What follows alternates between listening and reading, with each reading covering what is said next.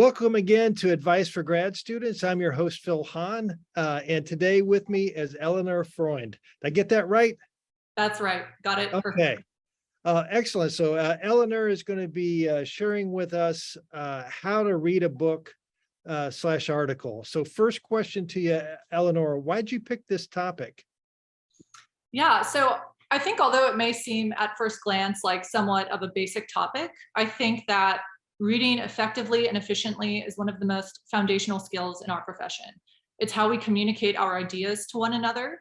And I think that in the first 2 years of graduate school, many people discover that the way that they read previously in undergrad, for example, does not serve them well in graduate school. So even if you're a fast reader, which you probably have made it into a social science PhD program, you have to learn how to extract key pieces of information without reading every word on the page and every page in the book, because it's just not possible. So I think the ability to read well is in many ways a prerequisite for success in all other areas of academic life, but it's also a skill we often assume that people have. So I thought it was important to share some advice on how to develop that skill as quickly as possible and survive the first 2 years of coursework. Okay, well, you've convinced me on why it's important. So let's turn to the how. What advice do you give to first and second year grad students? Sure. So I think that there are two things people should really keep in mind when they're reading a book or an article. So the first question you need to ask yourself is, what am I reading this for? So if you're reading for class discussion or for general exams versus your own research, those two different things will require very different levels of engagement and attention with the work. So if you're reading for general exams, for example, you're probably going to want to identify some key pieces of information in the most efficient manner. Whereas if you're reading for your own research, you'll probably want to engage in a much deeper way. And in this case, you may very well read every page in the book. But the first key of advice is to keep your overall objective in mind. And then the second question is, what information should you be looking for? So even if you're reading for research and you're wanting to engage with the work in a much deeper way than you would otherwise, there are still some questions that you're going to want to identify and think about in every piece of research that you read. So those key things you should be looking for are, first, you want to be able to identify the research question and summarize the overarching argument in about 2 to 3 sentences maximum. You also want to be able to identify the independent and dependent variables and whether the research is driven by variation on the IV or DV. You want to know what methods are used and broadly what empirical support is offered to advance the argument. And then critically, you also want to be able to situate the argument within existing debates in the literature and identify critiques of the argument that could be made of it. So these are really the key pieces of information that you want to be extracting from every piece of work that you read, whether it's an article or a book, whether it's for general exams or it's for your own research. You'll also learn that over time there is a very standard format that people will write in many cases. This isn't always true, but it's true in a lot of cases. So you'll learn which parts of the article to go to find the information that you're looking for. So for example, the introduction will often summarize the overarching argument, while the conclusion will discuss implications for existing conceptual debates and avenues for future research.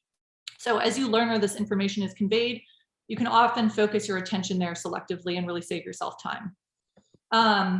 And then finally, I would say a few things on the actual mechanics of reading. First, and I think this is something we all struggle with in this day and age, read without distractions. If you want to make the best use of your time, which you have to when you're in coursework, I would recommend that you read without your phone or your laptop anywhere near you.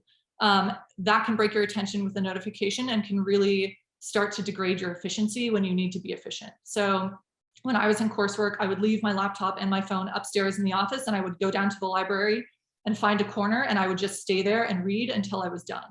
And I think doing that will really allow you to use your time in an efficient way. And if you find that you're struggling to read an article, I found that having some kind of bookmark or piece of paper is very useful, and you use it to cover the lines that you're not reading, and you really focus on each line that you read, and that helps your brain focus on pieces of information when you might be tired about something else. And another way to do this is to bring a pen or a highlighter and use that to selectively highlight or underline as you're reading. My second piece of advice would be never read anything without keeping some kind of record of it. This will be different for everyone, and so it's incumbent on you to figure out what works for you. But people use Zotero, they use Evernote, they use Mendeley. Some people will write notes in the margins of PDFs and save those. But the key point here is that you need to identify a reference manager and then a style of note-taking that works for you, and then be consistent with that during coursework. For everything you read, input it in your reference manager as you read it. It will save you lots of time later on. And make sure that you have notes on that piece of research that you can reference later, even if they're very brief. So those notes should include the pieces of information that I mentioned above, as well as any reactions to the piece that you might have. So did you like the piece? Did you dislike it? Did you think the article missed the point? Keep track of your thoughts as you have them, because they will be crucial as you prepare for generals. And they're also great places to start to think about dissertation topics. So really keep track of those emotional responses that you have to reading things. And I would even recommend creating a folder and starring pieces that really generate a lot of interest or feelings that you have when you read them, and put those pieces in the folder and come back to them later on. It can be really helpful. And then the last thing I'll say is use reading as an opportunity to learn about yourself and how you learn.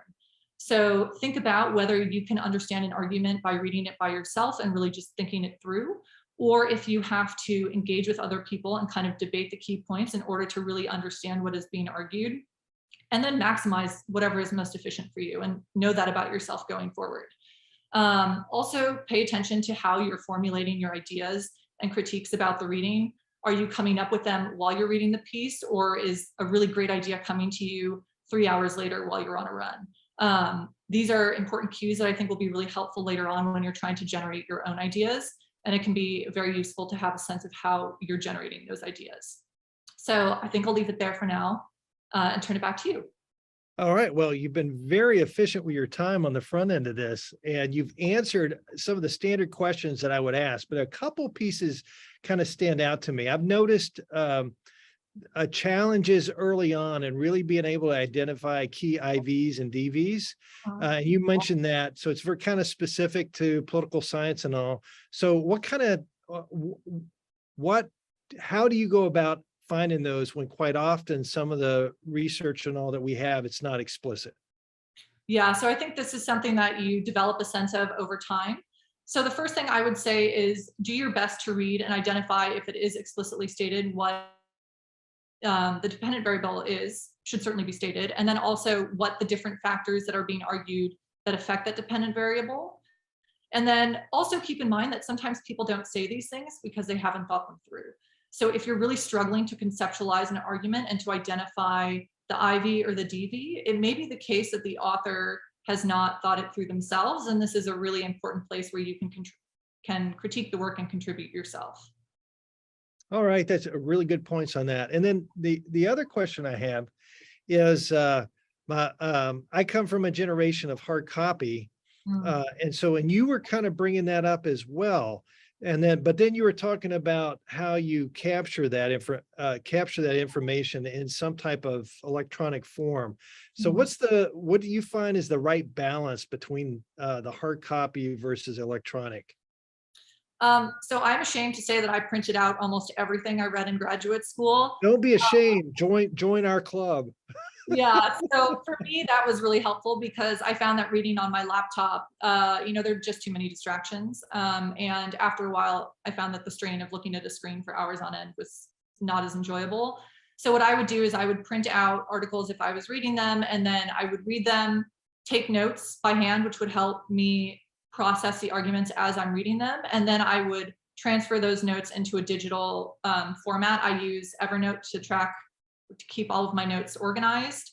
And that process would really help me identify if I understood what the author was arguing, could I put that argument in my own words, and then was it saved in a way that I could easily reference later on? So that was kind of the format that I used. Okay, and actually we got a minute of bonus time here. So I'm gonna ask you one other question, Sure. which is, so you talked about articles and books kind of the same way, but books are bigger elephants to eat. And so do you have any tricks of the trade to try to get to the heart of a book? Sure. So I would say that if you're reading a book and you're really pressed on time, I would start with the introduction and I would start with the conclusion. And in many cases, if you're reading a work of political science, there will also be a theory chapter. So I would really focus on those 3 chapters. And especially in the introduction, you will get a sense of what the empirics are and the methodological approach that is being used. And so I would focus on those 3 chapters, and then I would skim the evidence sections. And I think doing that can really help you save time, because the key information should be in both the introduction and the conclusion. The theory is important to read too, and then it's generally pretty easy to get a sense of what the method is, how much evidence is being presented, and then if you really have time, you can really dig deep and read those chapters in their entirety. Okay, well, great. Well, 10 minutes just flew by like I said it would. Eleanor, thank you so much for being with us today on Advice for Grad Students. My pleasure. Thank you.